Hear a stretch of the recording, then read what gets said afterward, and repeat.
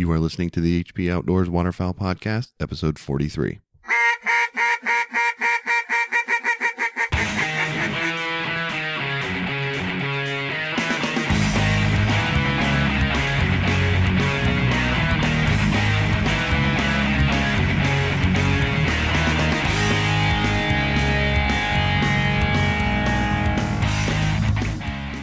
This week on the show, we're joined by Vice President of Sales for Hardcore Brands, Mike Galloway. We're going to talk about how Hardcore has managed to surge to the front of the waterfowl industry.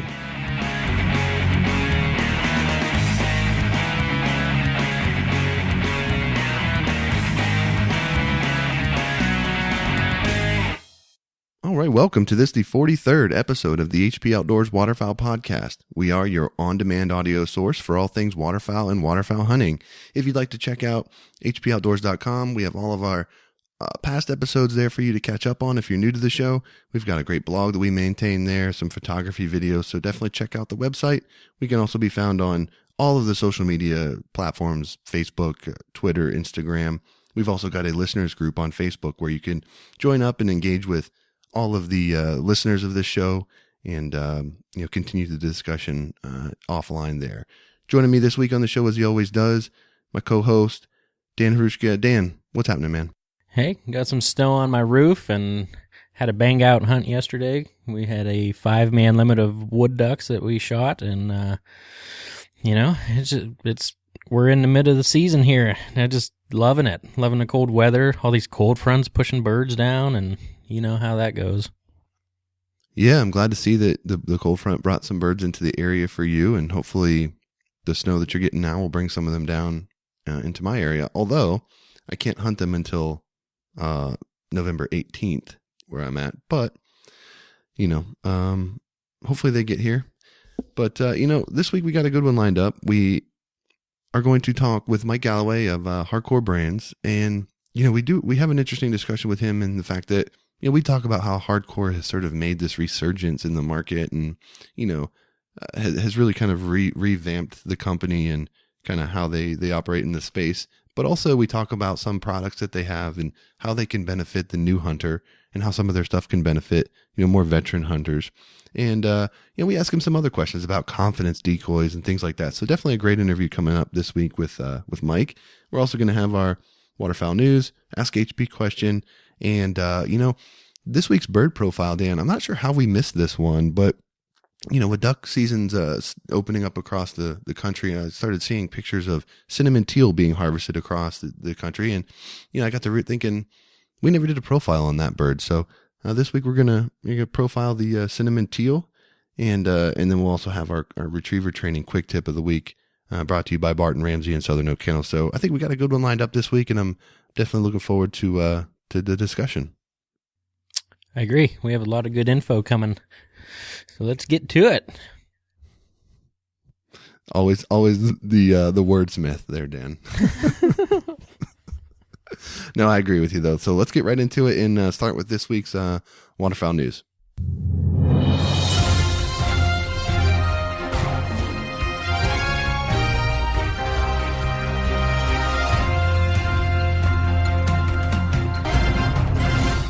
All right. Dan, you want to get us started this week? I will. The news that I'm bringing is called The Call of Duty for Waterfowl Hunters. And what really caught my eye, it's talking about invasive species here. And, we talked about the zebra mussels before and everything like that. But something that is really hitting locally here, and I'm sure other places, is a grass. It's a phragmite grass that chokes out beneficial native wetland plants. And it does more than that. It chokes out those plants, but it also just dries up these swamps. So we have a ton of, little streams that go into swampy areas around our house. And, this grass, I think a lot of people use it for ornamental grasses in their yards, and it spreads really quickly. So there's a lot of little spots, actually between my house and where you grew up, that are pretty much bone dry now. And it's because of these non-native plants. So, this news just calls for pretty much the same as the zebra mussels. Clean your boat, your trailer, motor, and equipment drain the water from your duck boat, all that stuff. Dry it for at least 5 days before you go into other waters.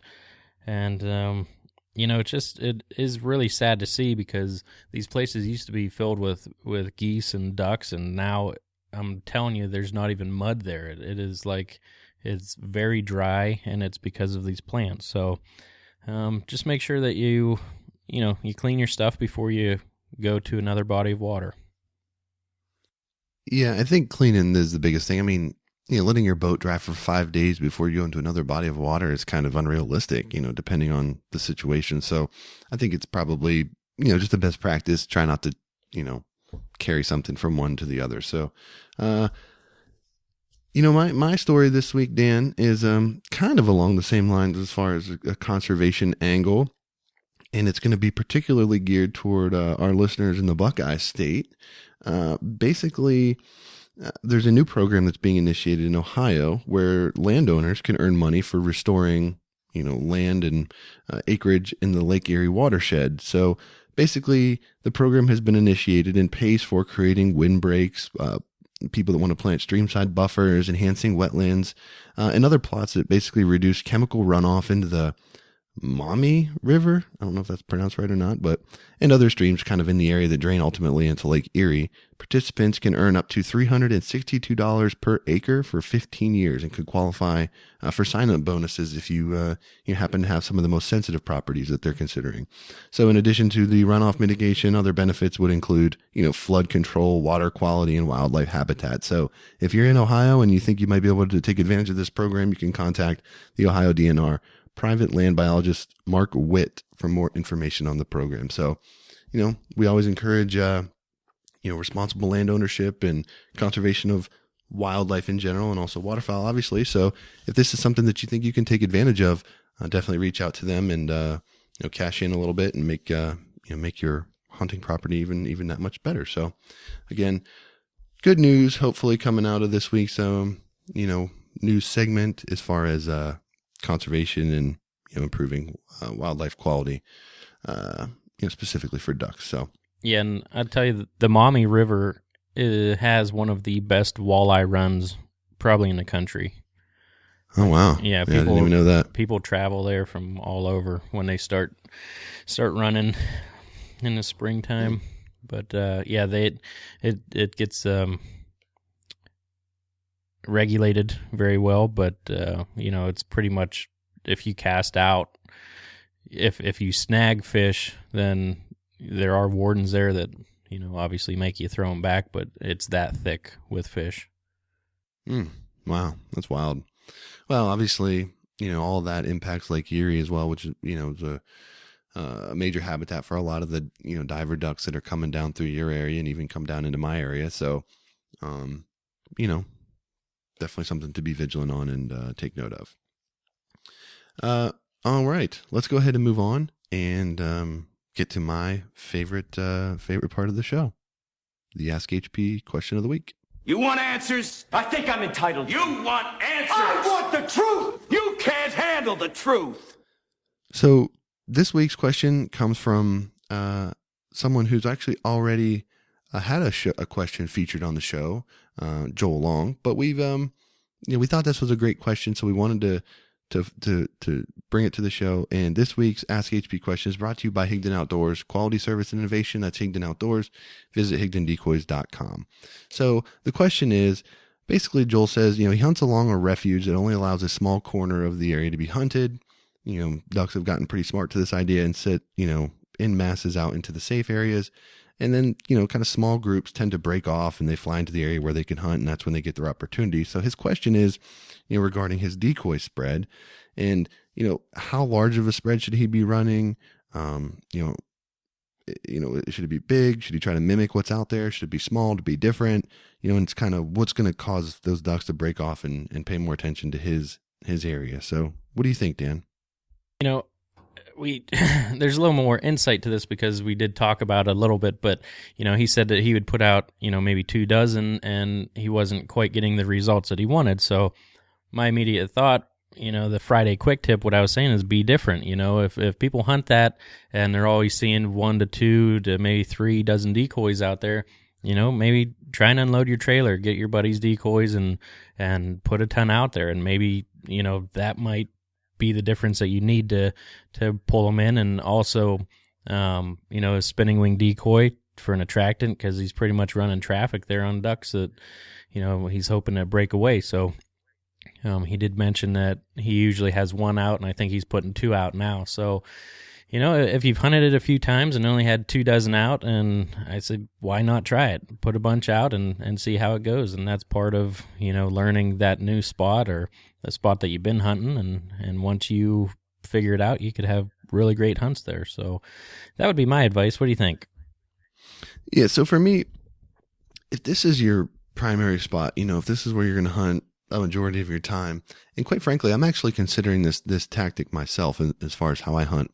And we talk about this a little bit this week with Mike, and I don't know why, but I'm kind of leaning this way in the sense of running more of a confidence decoy type spread.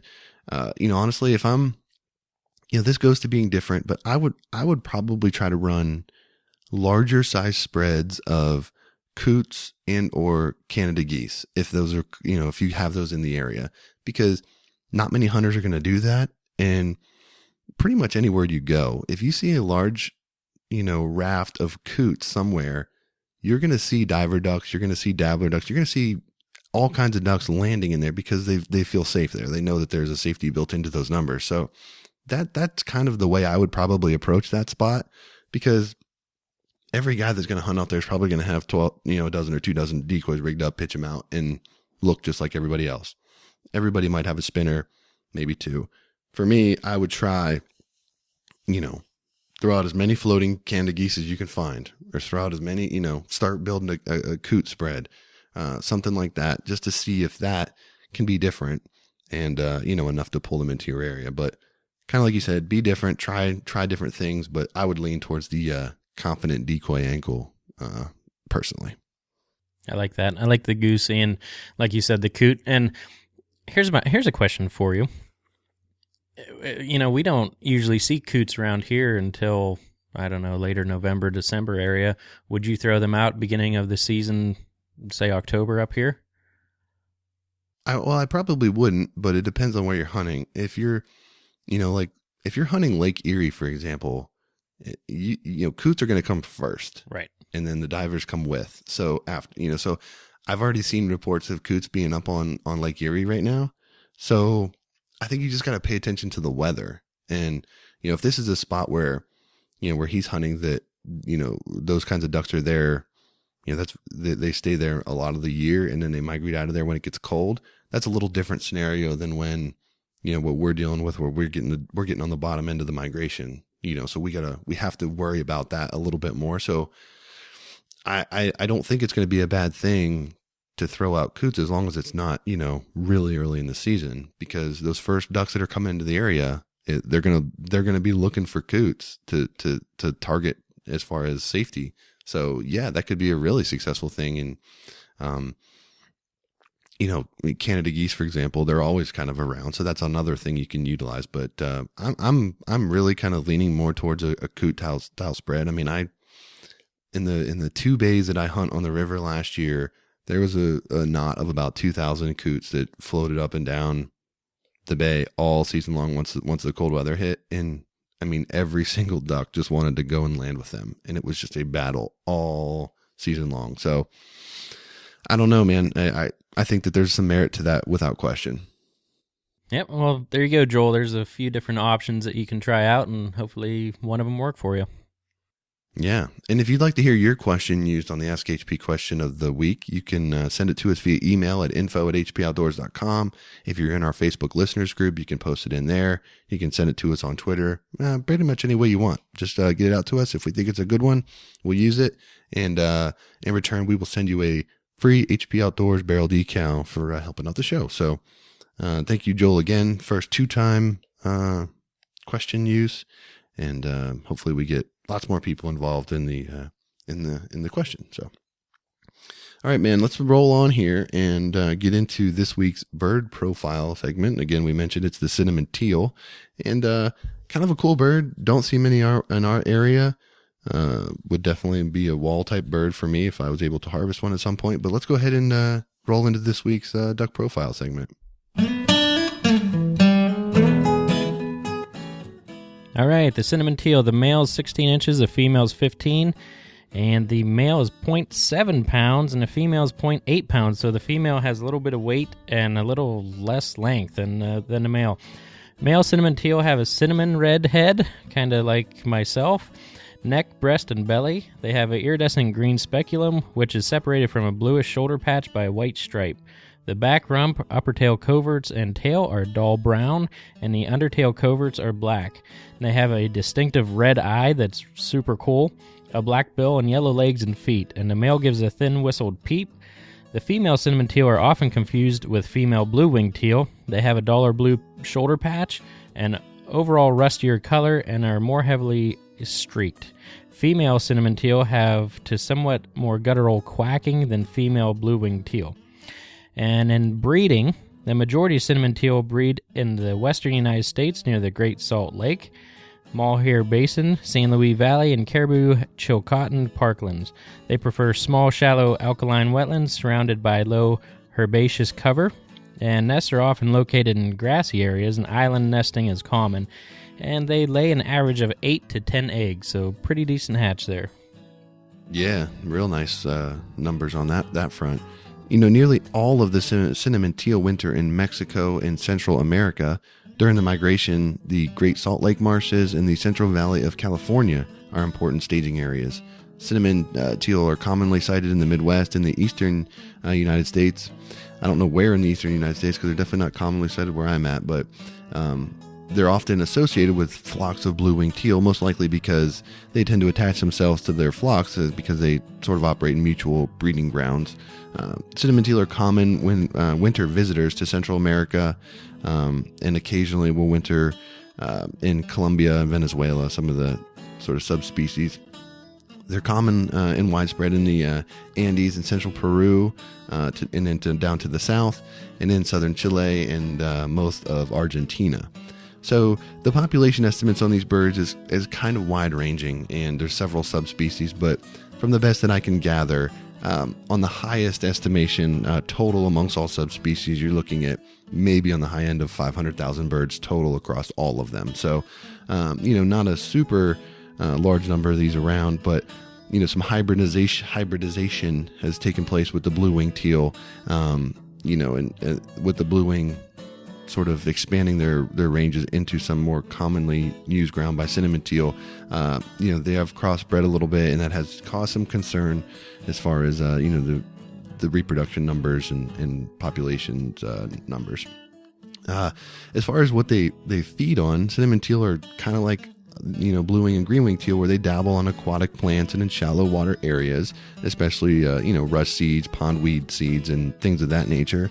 They'll also feed on animal food, especially aquatic insects and mollusks. So you mentioned cinnamon teal have that really cool red eye. It's kind of what they're known for. So definitely a neat little duck, and one that if I was able to harvest would definitely go on the wall.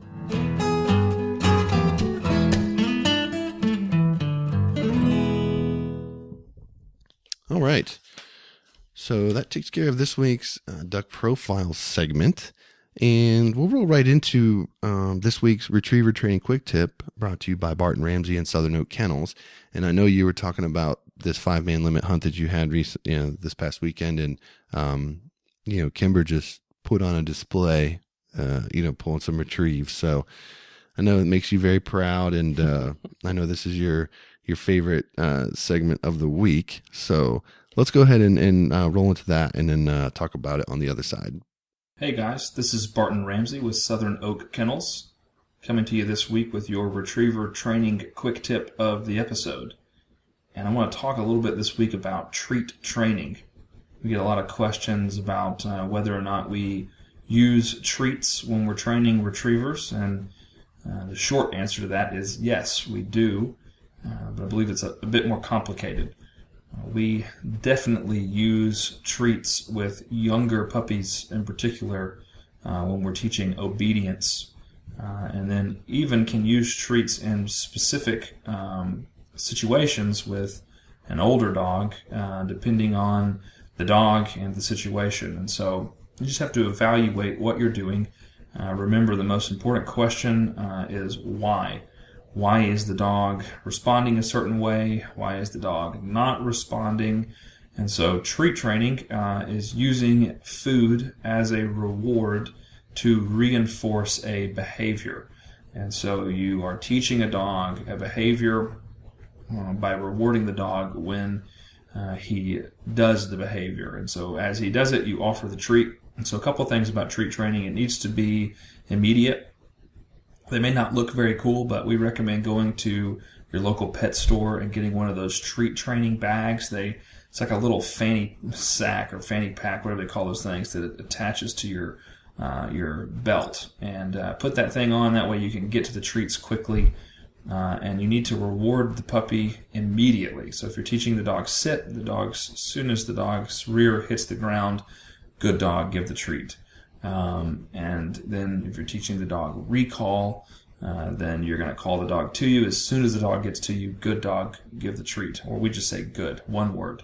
And they begin to associate that word good with a treat. So it becomes a positive verbal reward as well. And so if you're place training, as soon as the dog is on the place, good treat. You're wanting to reward immediately. Dogs don't have, they're not like children. Hey, we'll tell our kids, you did really well at school this week, so we're going to go get you a surprise at the toy store or whatever. Dogs don't work that way. Dogs need to be rewarded immediately in order to reinforce the exact behavior, and you want to keep it simple. You don't want to do recall and sit and place at the same time starting out. A lot of people will recall the dog to a place board and have the dog sit all in once, and you're trying to reinforce all of that. You want to teach all three of those things separately and then turn around and combine them. A couple of quick things to add. If the dog is not driven by food and doesn't care about treats, then you're going to need to find another reward, perhaps retrieving or a pet on the head, some verbal praise. If the dog is very mouthy and you notice the dog biting your hand and trying to put your hand in its mouth, you're going to want to cut treat training out for that dog. You don't want to create any mouth problems via treat training. You don't want to treat train and do retriever training in the field at the same time. You'll create lots of problems. And so keep the treat training for obedience only in the driveway, the carport, in the house. And when you're out in the field doing retrieves, simply replace the treat with a retrieve. So you're teaching a dog to sit. If she sits, then you throw a retrieve. If you're teaching a dog to be steady, then if they sit still for 5 seconds, then they get the retrieve. What you don't want is for a dog to come back to you, drop the bumper, waiting on you to give her a treat. So you want to cut that out when it comes to retriever training in the field. Use it for your obedience. Read your dog, figure out what's working, what sort of rewards really get your dog going, and how can you use those rewards to reinforce the behavior that you are desiring. Hope this is helpful. Hope you guys have a great week out there waterfowling. And if you have any further questions, you can contact us on the HP Outdoors Facebook group page or via www.southernoakkennels.com. Thanks. All right. As always, we'd like to thank Barton Ramsey for providing us this week's quick tip. And if you have interest in finding out more information from Barton, you can check out Southern Oak Kennels online. He's got a great Facebook group where they talk about a lot of training and things like that. So definitely a lot of great information. So check out Southern Oak Kennels if for all your retriever training needs. Okay, Dan, talk to me about treat training. Well, like he said, you need to remember why they are doing something and why they aren't doing something. And when it comes to rewarding the behavior, make sure it's immediate. And one thing that I found really interesting that I guess I just didn't know and never even thought about, but the don't treat train and retrieve train at the same time. And that was something I always thought, when they bring a retrieve back, that's a good thing, and, reward them for it, which I didn't do a ton of treat training with Kimber, but that always just kind of made sense in my mind to do it that way. But, the treat training is for behavior only, so make sure that you separate that if you are working with a new pup. And I think the most important part of that segment was Barton. Listen, I know Barton's a cool guy, But the fact that he said fanny sack when he really knew it was a fanny pack to hold your dog food that they sell at the local dog stores, I think he was trying to pull the wool over our eyes a little bit. Yeah, there's no cool way to go about a fanny pack. No. So, just wear it with pride. Put the dog treats in there. Wear it with pride. Just own it. You know, it is what it is, man. Own it. Well, we do appreciate Barton's contributions to this week's show, and hope you guys enjoyed this segment as we keep going through. All right, Dan. Let's get into the main meat of the show this week. We're getting ready to be joined by Mike Galloway, a vice president of sales for Hardcore Brands. And, you know, when we talk about, you know, sort of planning for the show and what we're going to cover and who we're going to try to get on the show and things, you know, Hardcore Brand is one that's recently kind of come back into focus where, you know, for a while, I don't want to call them a fringe company, but they weren't Avery, and they weren't, you know, some of these companies that just are out front in the waterfowl industry as far as marketing and, you know, a massive product catalog and all this kind of stuff. Well, over the last couple of years, that has drastically changed for Hardcore, and they have, in fact, become one of the leaders in the industry as far as money they put into marketing and product development and all that kind of stuff. So we talk a little bit about that with Mike and get into some of the products that they have and how it can benefit hunters and all that kind of stuff. So definitely a good interview coming up. Really excited to share it with you. So let's go ahead and roll into that. And welcome to the show, Mike Galloway of Hardcore Brands.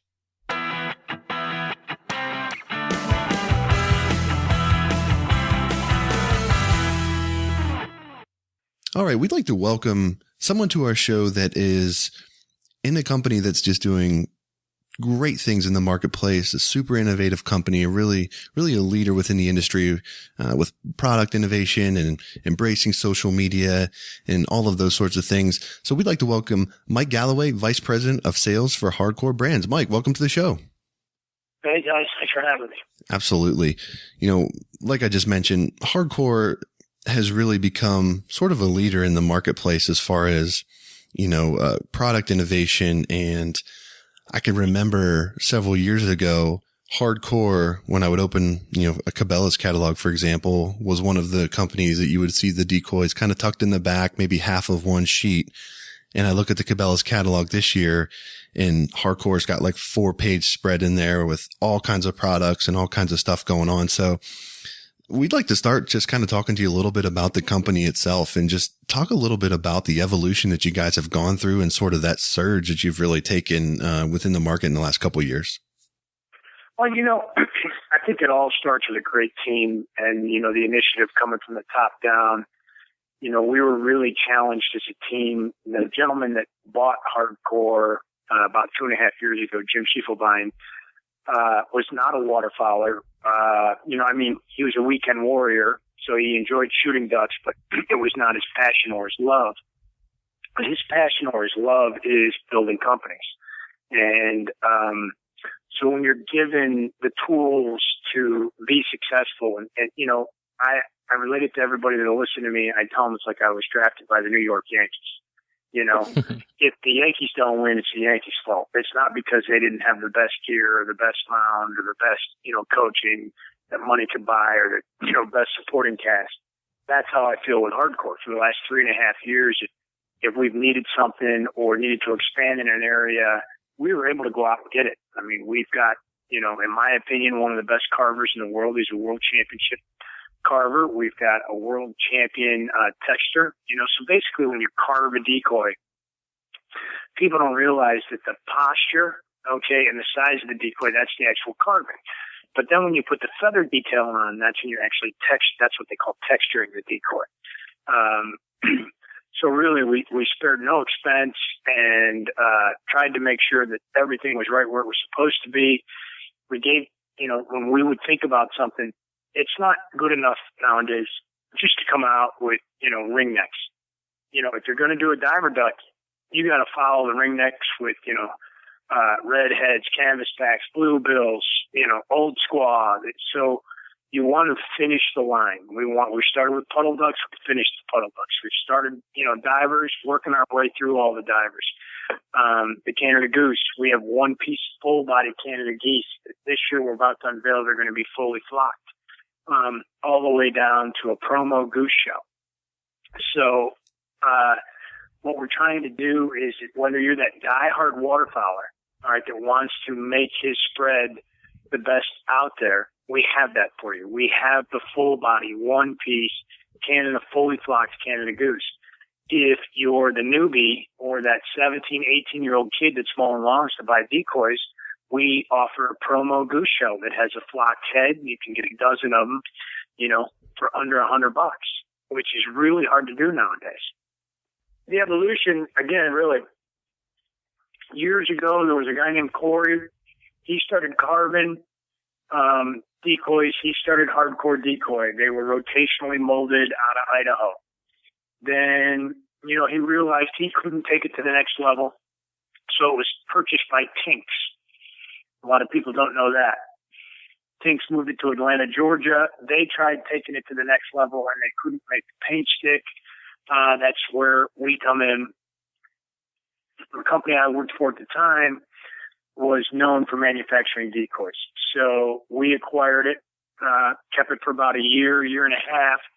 Couldn't really do much with it because we were manufacturing everybody else's decoys, and it was a conflict of interest. So along came Jim and Michael Waddell, and they bought Hardcore, and you know the rest. Oh man, my next question for you was, how do you separate yourself from the competition? But obviously, if you have a world-class carver, when it comes to such a competitive space like decoys, I mean, you get the upper hand right there. So, I mean, that's a huge advantage for you guys. Again, to separate yourself from the competition, the direction really has to come from top down. First, you have to understand the market. Second, you have to understand what exactly is the buyer, your client, looking for. Not only your end user, all right, but your first step, your Cabela's, your Bass Pro, Dick's, Gainer Mountain Academy, a Thin Feather Fur in Ashland, Ohio. You have to understand what each of those clients is looking for. And most of them are looking for a good, better, best program. So when you speak about Canada geese, I've got my good ones, which are the promo goose shells.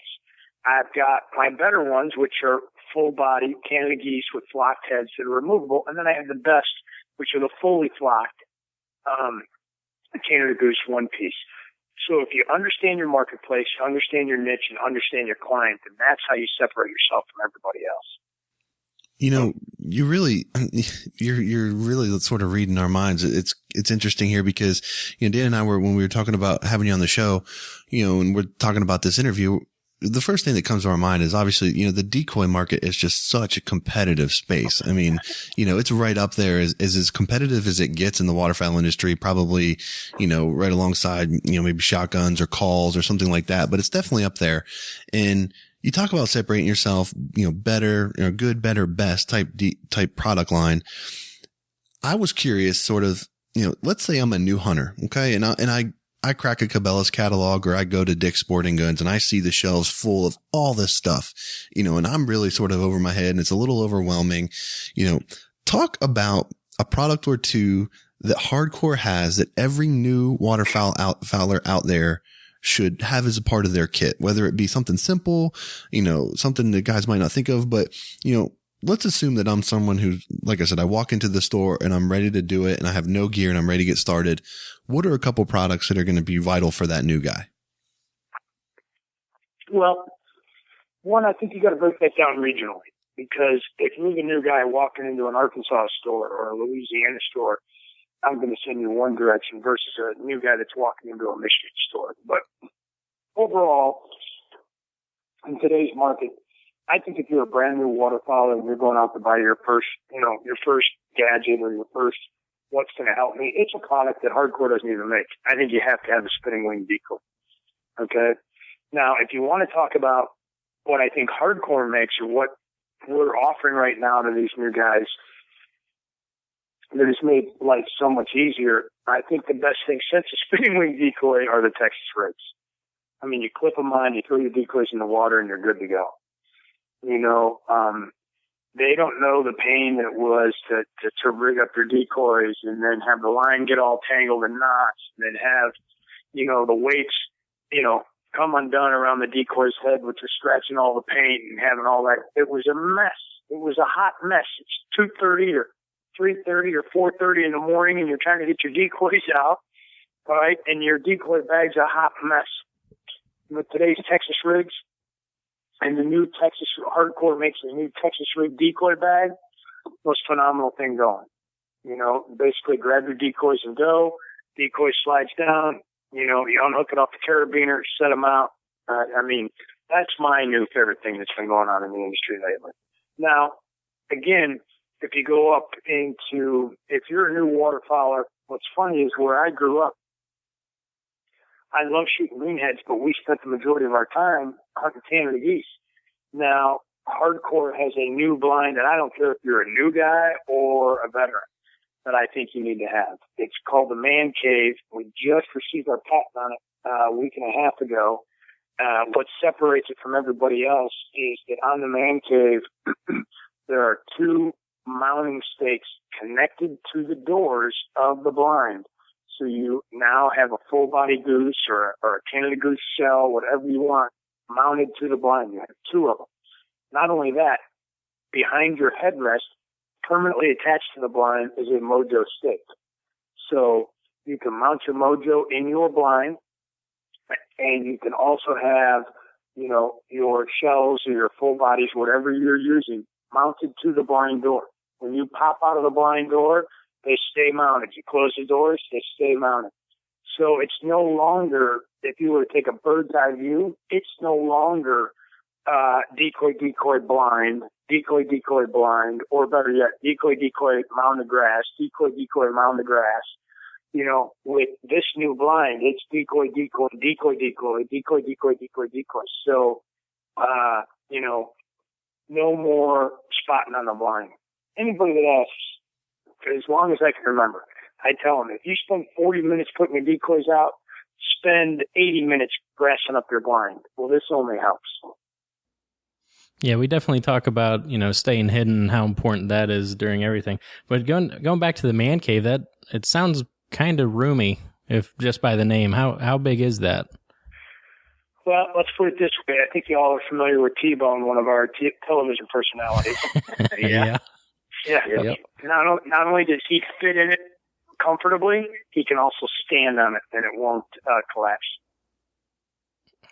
Well, there you go. There you have it. Man.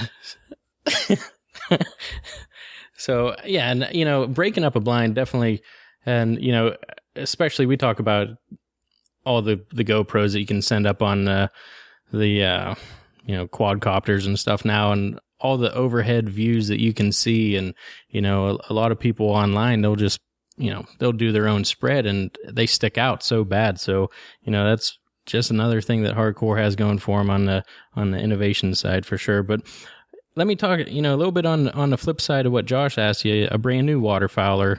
You know, talk about an experienced waterfowler.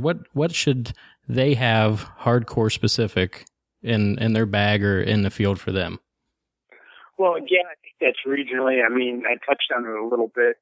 I've been Canada goose hunting as long as I can remember, and if I wasn't in the industry, I would go out and buy that new Man Cave just because of the way the decoys are mounted on the door and the, you know, the mojo stick that's permanently built into the blind. If I were a waterfowler down south, without a doubt, I would go get our timber bag, patent pending bag.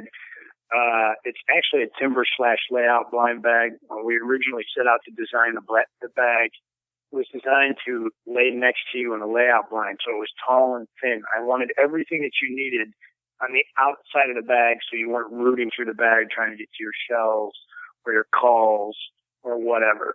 It'll hold a full box of shells on the outside of the bag. It's got a call pocket on the right. It's got a thermos pocket on the left. Well, we took it one step forward. We have a patent pending pocket on the back of this bag that when you unzip the pocket, a tree strap comes out. See, down south, you're not allowed, in the public hunting, you're not allowed to screw anything into those trees. when you're hunting flooded timber. This bag will not only wrap around the tree and snap in and hold it in place, the strap itself has 2 D-rings to hold your game strap, and on the other side, it's got an S-hook to hold your shotgun. So you're literally leaning up against your tree, working your call, your gun's hanging from the tree, your harvest is hanging on the other side of the tree, all your shells are on the front of the bag. There's no reason to drop anything in the water. That's what I would go after if I was an experienced guy, especially down south. Yeah, I mean, that's huge. I mean, every guy that's spent any time, chasing waterfowl, whether it be flooded timber or whatever, there's nothing that's more frustrating than trying to dig for something, especially when you need it quickly. So right. I think you guys are, obviously got the right frame of mind when you're talking about designing that bag. And, again, just sort of get to the innovation piece that, I sort of led into this with, and sort of continuing on that theme. You mentioned earlier about, finishing the line as far as, finishing the line of puddlers and, moving on to the other lines and things of that nature. One decoy that you all offer that not everyone out there in the market does is a coot decoy. And, for a lot of guys, when they talk about buying decoys, they're looking out, they're going to buy greenheads and, they're hunting dozens and dozens of greenheads, or, maybe they're hunting a diver spread where they're hunting, a bunch of, bluebills and some, cans and redheads sprinkled in or whatever they're after. But a lot of times the coot decoy is not only overlooked, but I think a lot of times it's also misunderstood as to, how it can be a valuable asset for a decoy spread. So talk a little bit about, why, you guys at Hardcore thought, that the coot decoy was a valuable enough asset to put the resources out there to, to produce that decoy, and, how that can help the guys that are listening to this show. Well, the coot decoy is highly underrated. People don't realize that it's all about confidence. All right. You don't want your spread to look like they're nervous. You don't want your spread to look like it's about to get up and go. Everything has to be as natural as possible. And if you've ever seen a relaxed set, or a set where, I'm talking about when you drive by the road, and you're like, holy smokes, look at all those ducks on that, on the side road pond. You know what you usually see in there? You usually see coots, especially, where I'm from, Northeast Ohio, with Lake Erie being there. It's truly, for us, one of the best confidence decoys out there. And that goes all the way down the shoreline. The guys in Florida, most of them use nothing but coot decoys with a couple of mallards. It's reversed. It's not a whole bunch of mallards with just a few coots. It's the other way around. So when we set out to finish the line and we were talking about confidence decoys and something that we were missing, everybody in the room agreed we needed coots. Yeah. I mean, I hunt, the tributaries of the Chesapeake and Potomac River here in Virginia, and when the first push of cold weather came in this fall, this past season, we had a block of about 2,000 coots that stayed in the bay that we hunted the rest of the season. And if you were lucky enough for them to kind of swim near your spread, you were going to pile them up that day. But if you weren't, you would sit there and watch every single duck fly by your spread and go into those coots. So that was all I needed to see, seeing it work like that, put into my mind that the coot decoy is something that I'm going to add to my spread, and I'm going to add it in large numbers. And I think a lot of guys, just like you said, really undervalue it and, don't truly understand the asset. So again, it might be regionally specific to some degree, but, I know in our neck of the woods, I mean, I don't know if there's a more, powerful, confidence building drawing tool than a coot decoy. So, I'm glad to see you guys offering that, and I'm seeing it more frequently in the marketplace. So, hopefully that will definitely catch on. Absolutely. Like they say, you're smelling what I'm stepping in. Once you see it work, you're like, holy smokes. And again, from the top down at our office, that's, where the next challenge was. What are we missing? What are we missing? We all agreed it was confidence, the confidence decoy, and out it came. Yeah, I don't think anyone's going to argue about that. And like Josh said, I know Josh got, I don't want to use the word scared, but he was going through to set up and he thought some logs were moving or something, and just huge swarms of coots. So if they're around, they're definitely the confidence booster for sure. But let me ask you about, I don't know if any other company does this, but Hardcore is now offering decoy setups with complete rigs. And that's something that, really caught my eye. I don't know, what made you guys come out with that? And on top of that, you were talking about, the long lines before and how frustrating it was. So maybe talk about the easy hooks that you guys offer. Because I think, with the little bungee on there and makes it super easy, I think that's definitely something to look into for all hunters as well. All right. Well, so your first part of that question is what made us, why did we decide to offer our decoys pre-rig? I think it was just easy shopping. So you go into the store, and again, Hardcore's really been based on innovation. You go into the store and you're looking at the decoys.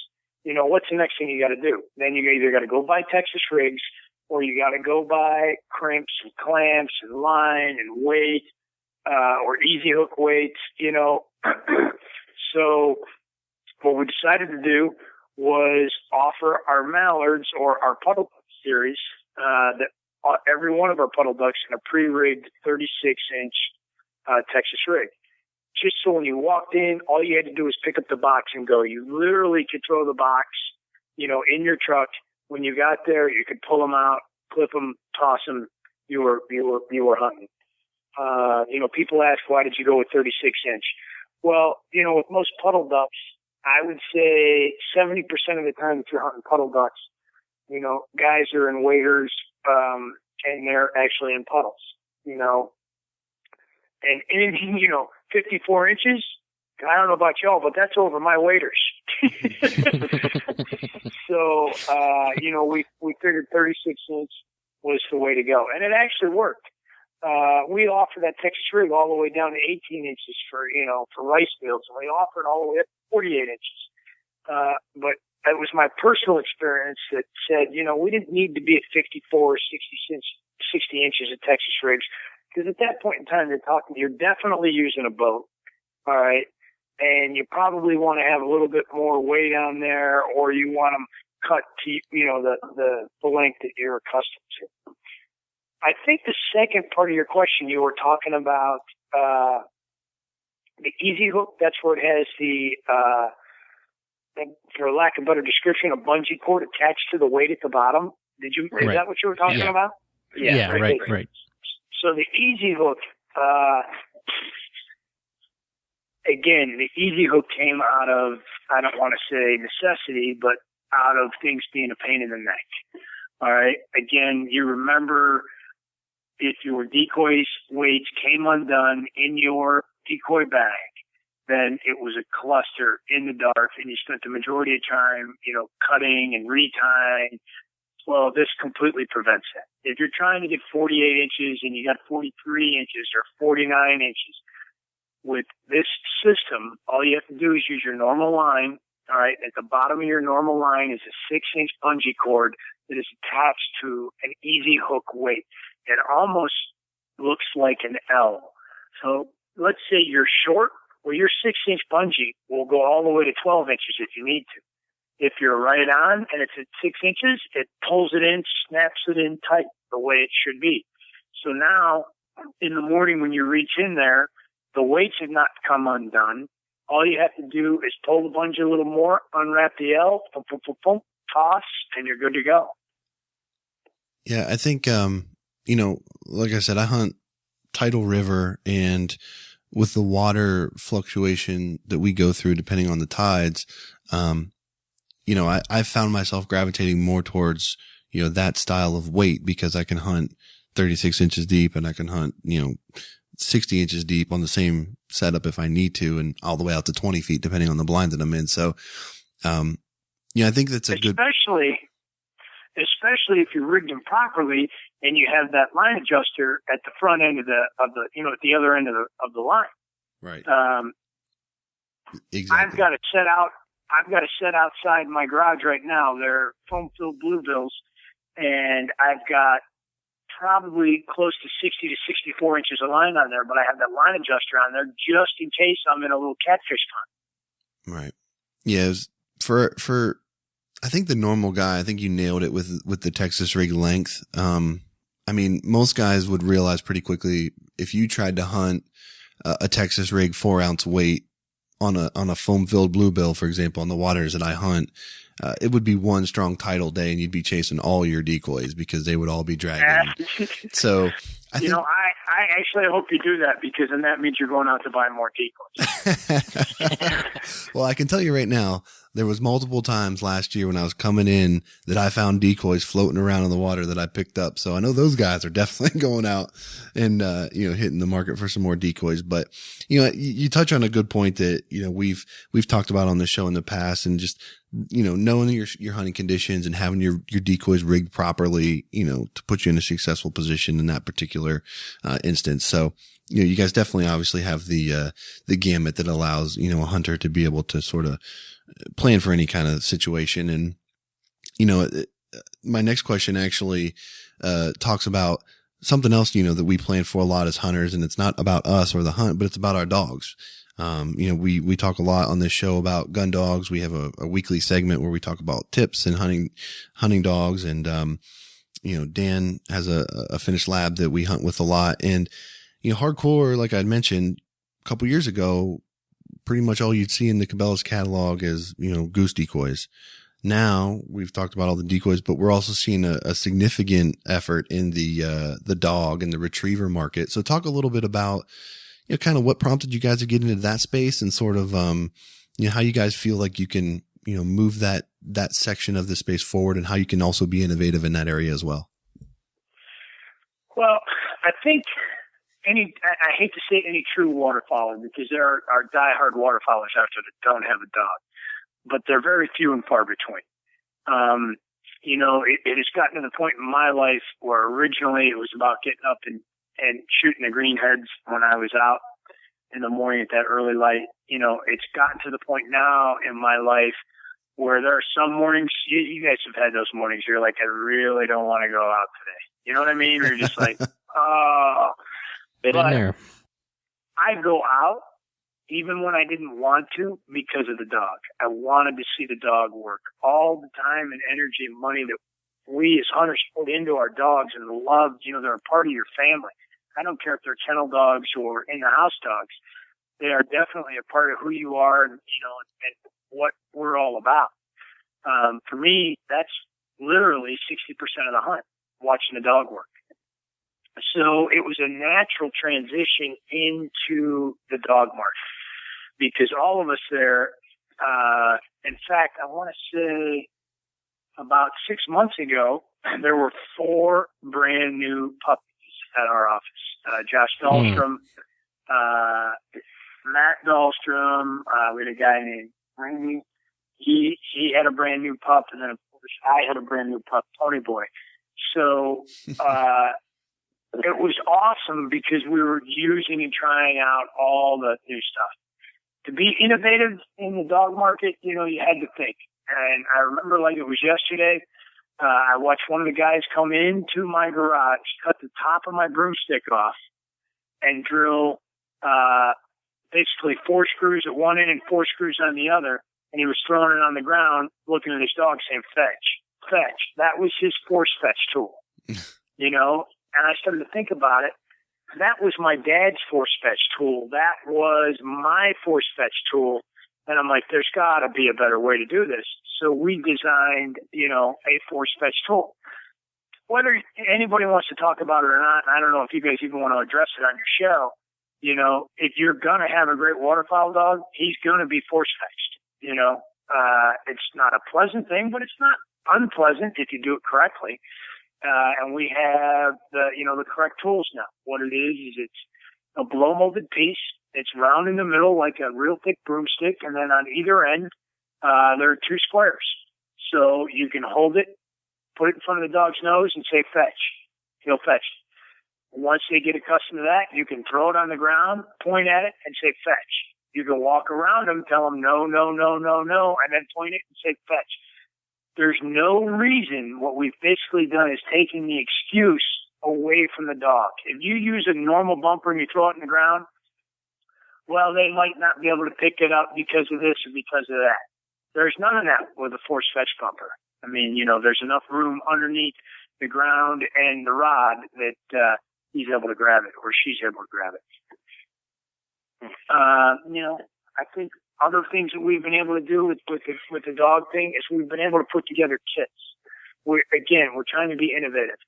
We're sitting here thinking, all right, there's 4 of us with new puppies. All of us want a force fence tool. All of us want a smaller bumper so when they're 3 months old and then 5 months old, and then we want a larger bumper when they get older, and then we want water bumpers, and then we want black and white bumpers for marking.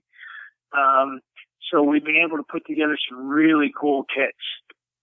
And again, the more you're involved in something, I guess it'd be like you guys with editing. I'm sure there's 2 or 3 things that bother you all with editing that, if you could fix it, you would fix it, and people would be like, man, why didn't I think of that? You got that right.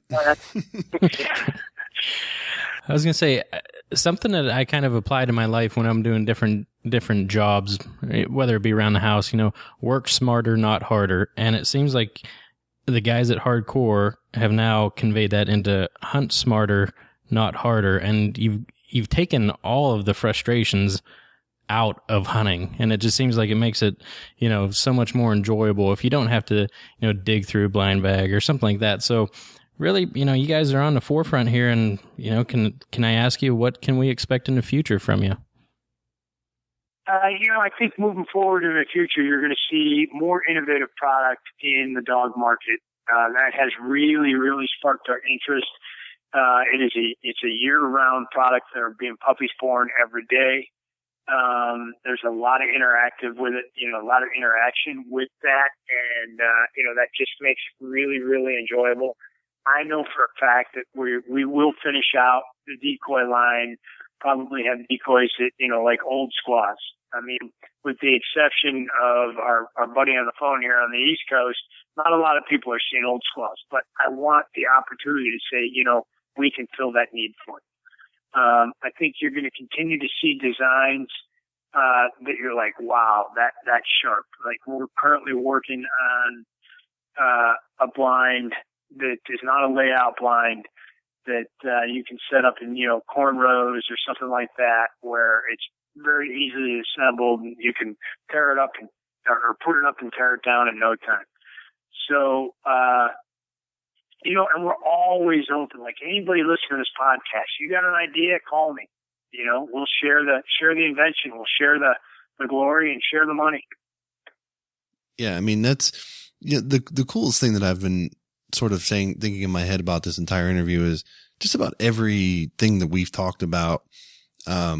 You relate back to someone in the office or something that you've done personally where, this has either been a struggle or, you guys have, been through it and it's fixing a need. So, a lot of times people, sometimes it feels like products come on the market just to try to upsell the hunter, like you got great decoys right now, but here's an even greater decoy, what that might be, I don't know. But, I really like when a company takes the approach of, like you said, what are the issues? What can we fix? What can we address? And, to be able to do that, you got to be out hunting yourself. You got to be putting the time in the field and training dogs and doing those sorts of things that, where you learn those lessons. So, I think that's great. I think that's part of the reason why you guys have been so successful in being able to innovate. And quite frankly, I mean, just the amount of time, the rapid time frame that the company has really sort of surged is really impressive. So, congratulations to you guys and all the success.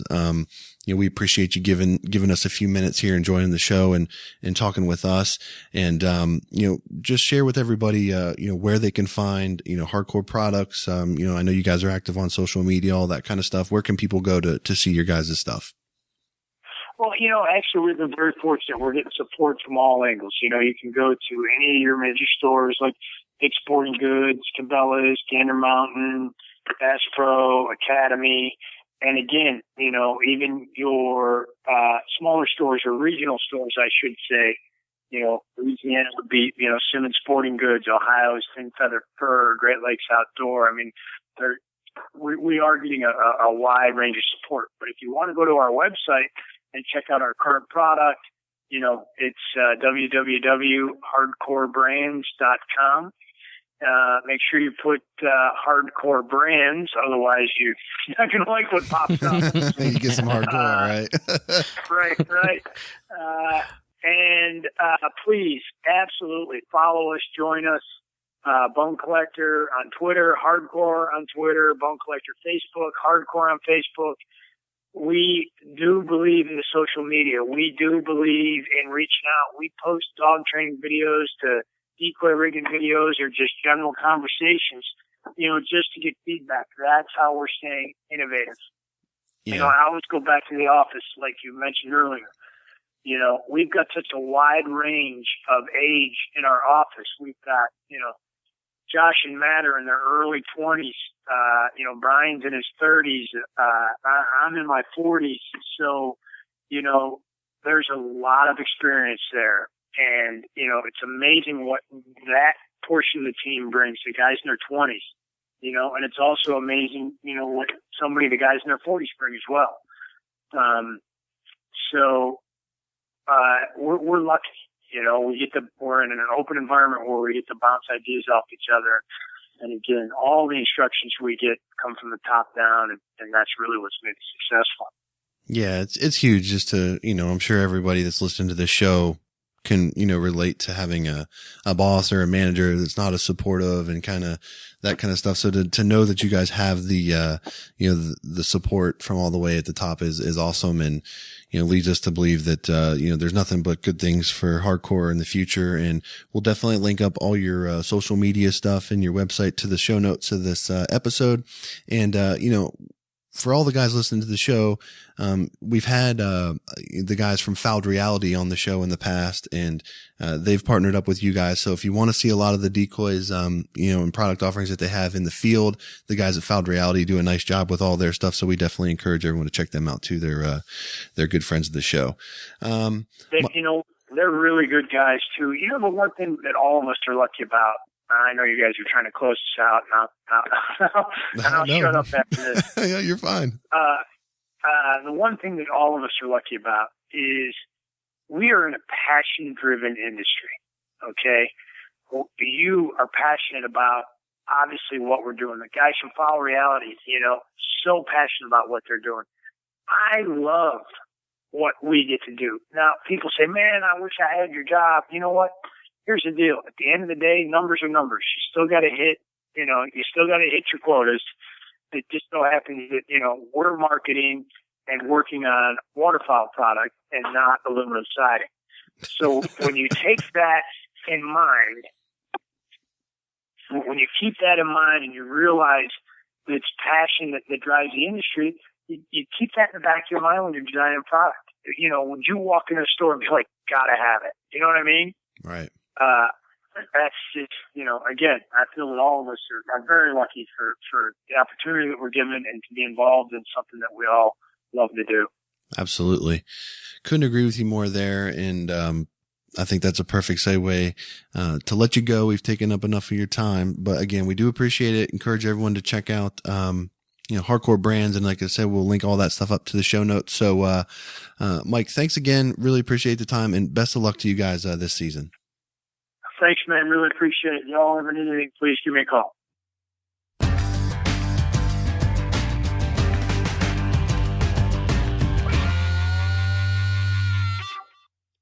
All right. Thanks for Mike for joining us on the show. And I hope you guys enjoyed the discussion we had. What do you think, Dan? Any takeaways from that interview on your side?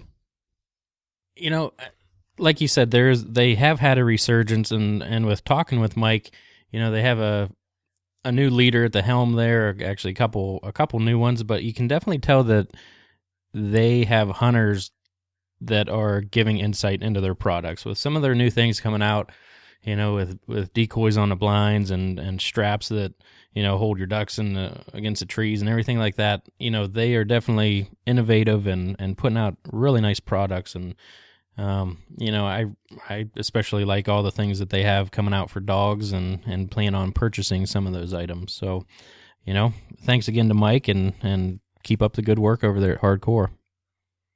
What I love about this, and I've talked about this before on the show, but I love when companies like Hardcore has done pushes the envelope in the industry, because what that does is it makes other companies up their game as well. So you might not be a fan of Hardcore products. You might be allegiant to some other company, but because Hardcore is out there putting the money and the time into the product development and the research and bringing things to the marketplace, it makes other companies respond to that and up their game as well. So it benefits the entire waterfowl industry as a whole to have companies like Hardcore out there pressing the envelope and being more active on social media and YouTube videos and all of that kind of stuff. So regardless of what you think about one company or the other, it's great for all of us to have this kind of level of competition go on. So definitely was excited to talk to Mike. You know, I enjoyed talking with him about, you know, confidence decoys and, you know, kind of hearing what he thought, you know, the novice waterfowl hunter could benefit from in their product line, and then maybe what more of the veteran hunter can benefit from. So definitely a neat perspective with Mike, and we certainly appreciate his time. But I think that about does it for this week's show, Dan. I don't think I have much else to cover here. Do you? I don't think so. You know, we're coming off a good hunt like we talked about, and I just love this time of year, man. It's, you know, football on Sundays and college football on Saturdays after you get out of the swamp. And if you need a place to hunt because you don't come in until November, come on up and we'll have you for a shoot. No. You know, I kept thinking about it because this year, unlike I feel like years in the past, I'm sitting here right now kind of twiddling my thumbs, not really knowing what to do. And I don't remember having this problem in the past, but I think it's because I would come up to PA and hunt with you during this time of the year. But, you know, with just things going on, and it's been tougher to schedule, but I definitely need to get back up there because once mid-November starts down here, it's going to be, we've got some new spots and some things going on. So I'm really optimistic for this year. Hopefully we get that cold front we need to push the birds into the area. But regardless, I'm just trying to get through this period, get into November, and today is actually my wedding anniversary. My wife and I, 7 years today. So Congratulations. She's letting me record it here this morning because we had some scheduling conflicts. But you know, this is actually the first time we've recorded this close to the release date. I think the actual day before. We may have done it one other time, but it's kind of unique for us to do this. So. You know, before we wrap up this week's show, want to just take a moment to thank the partners that at least in part support this show. Sitka Gear, Sport Ear. If you're interested in any kind of sport ear hearing protection products, you can go on their website and enter HB Outdoors to get 10% off of your purchase there. Delorme, you can also go on Delorme's website and you can enter the discount code HB Outdoors. It is case sensitive, all uppercase. And you can receive $10 off the Earthmate app, which is the GPS application that you can download right to your phone. It's a fantastic app. If you guys haven't at least checked it out, definitely at least go and read about it and see if it's something that you might be able to utilize in your hunting situations. We'd also like to thank Big Al, Silhouette Decoys, and Higdon Outdoors for their support of this show. That's it for me, Dan. Nothing else from you. We're going to go ahead and put this one to bed. Yep, wrap it up.